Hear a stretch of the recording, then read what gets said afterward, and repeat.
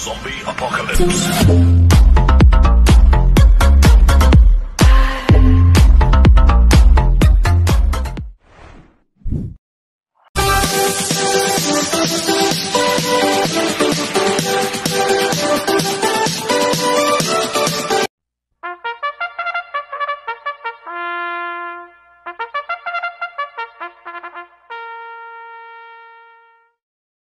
Magandang araw po mga bayang karista.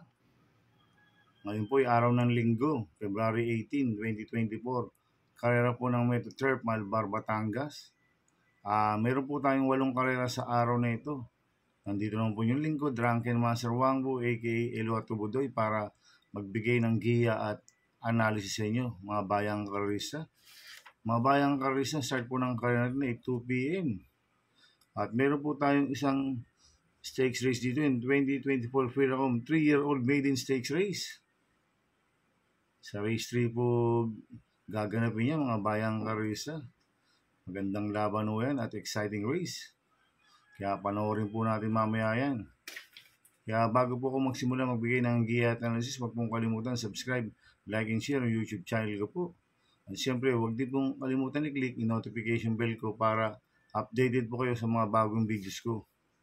Kaya mag-start up po ko sa pagbibigay ng giya at analysis. Race 1, first pick 5, cover race 1 to 5. May 5 kabayong tatakbo. Rating base system class 5-5 split. Distance 1,400 meters. First choice ko po dito yung Derematic Nometrus French Leather na sasakyan po JR Galiada.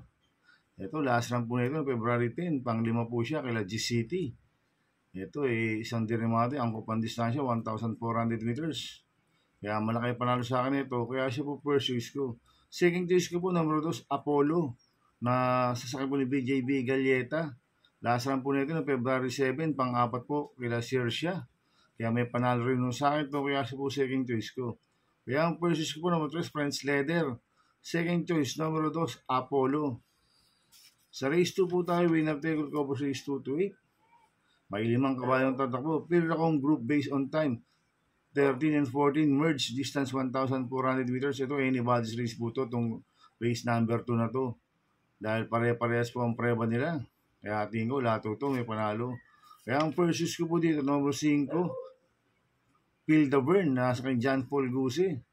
Ito last run po nito nung February 9. Pang-4 kila Save My Savings si Phil the Burn. Medyo maganda yung tinakbo ni Phil the Burn last lang, kaya malaki panalo sa akin ito. Kaya siya po first choice ko.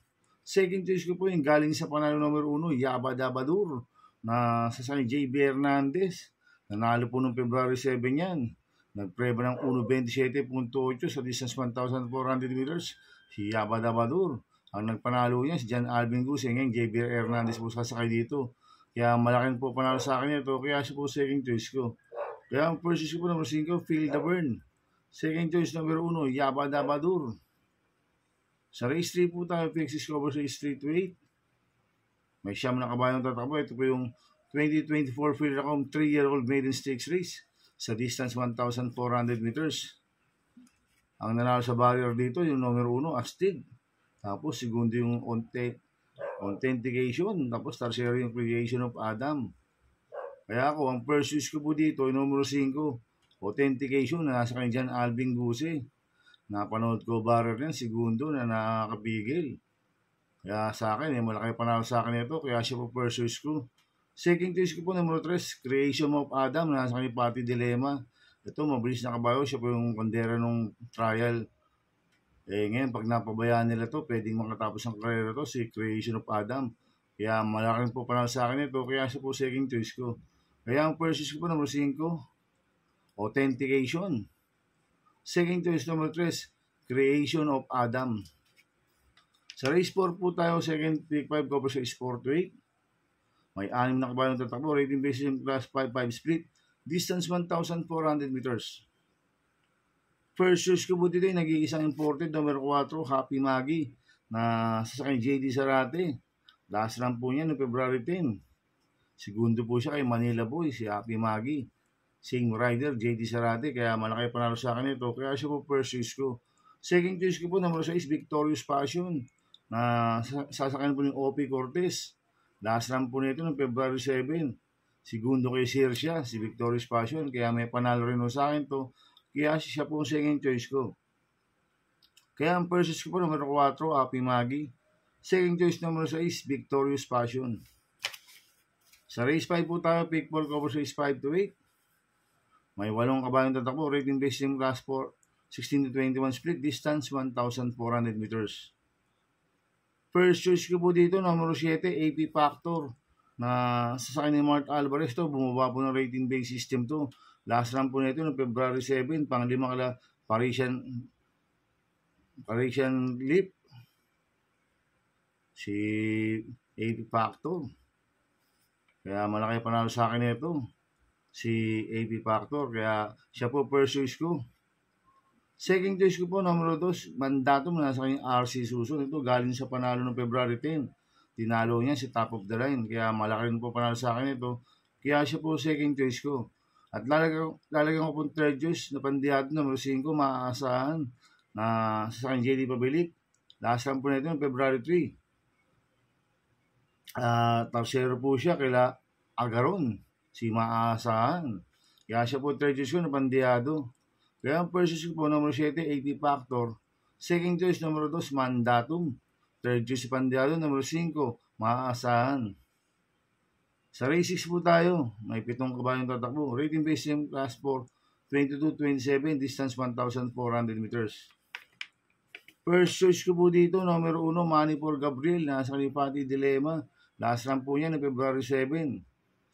Segundo po siya kay Paris and Life.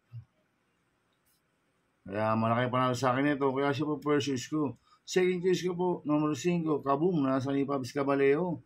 Last run po ni Kaboom na February 10. Segundo kay Hakim. Kaya malaki po panalo sa akin ito, kaya siya po second choice ko.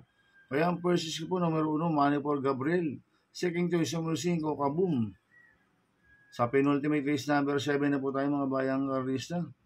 May 8 kabayang tatakbo. Rating based in class 5, 6 to 10 split, distance 1,400 meters. First choice ko po dito, numero 8, Aliana, na sasama mo ni BJB Galleta.